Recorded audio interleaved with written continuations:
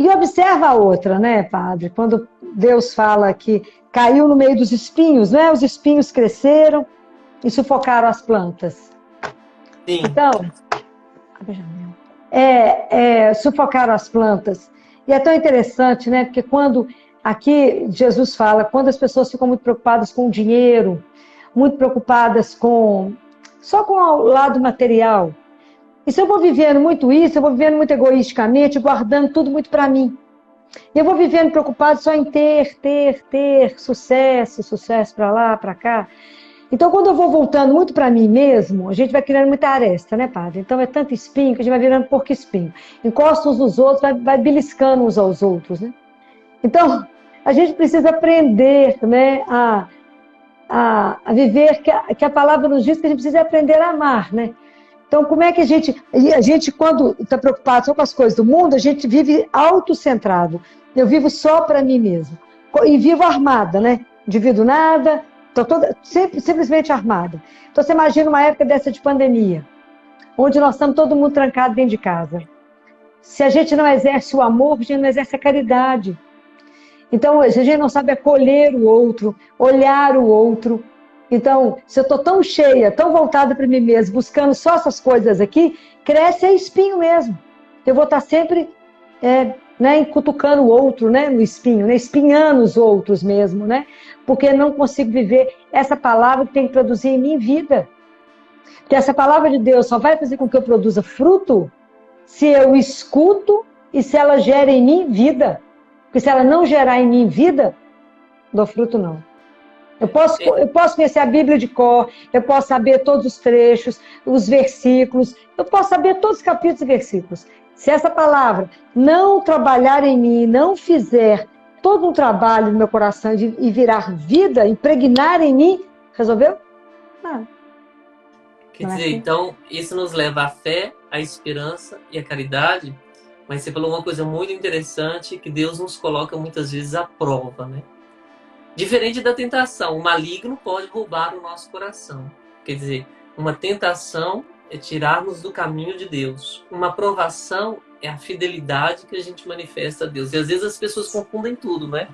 Às vezes é uma provação e a pessoa está sendo provada na fé, ou aquilo que é tentação que nos leva para o mal. Provação e tentação são duas coisas diferentes, né? Jesus fala, né? Veio um maligno e é capaz de roubar essa palavra. Né?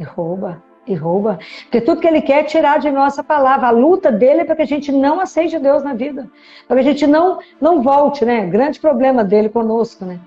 Que ele tem tanto... Por que Deus ama tanto a humanidade desse jeito, né? Por que ele se preocupa tanto conosco, né? Por que ele assumiu a forma humana, né? E cuida de nós como ele cuida. Que amor é esse que ele teve por cada um de nós? À medida que a gente vai estudando a paixão, a gente vai sofrendo.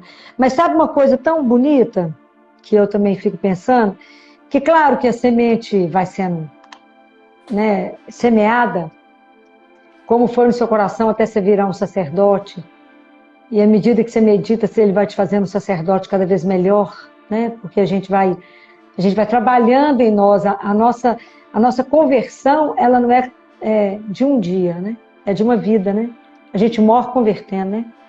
Todos os dias a gente tem que fazer opção por Jesus. Cada vez que a gente faz opção por Ele, a gente se converte a Ele, né? Cada vez que a gente recebe uma situação, fala, como é que Ele ia fazer mesmo aqui agora, né?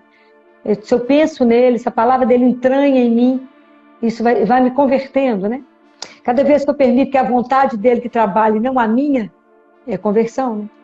Mas é tão interessante que quando a terra, então, vem a semente, ela é semeada, encontrou um terreno que escutou, que acolheu, que permitiu o trabalho, eu não devolvo a semente, mas eu devolvo o fruto, né? Quando eu planto, a terra dá o fruto, né?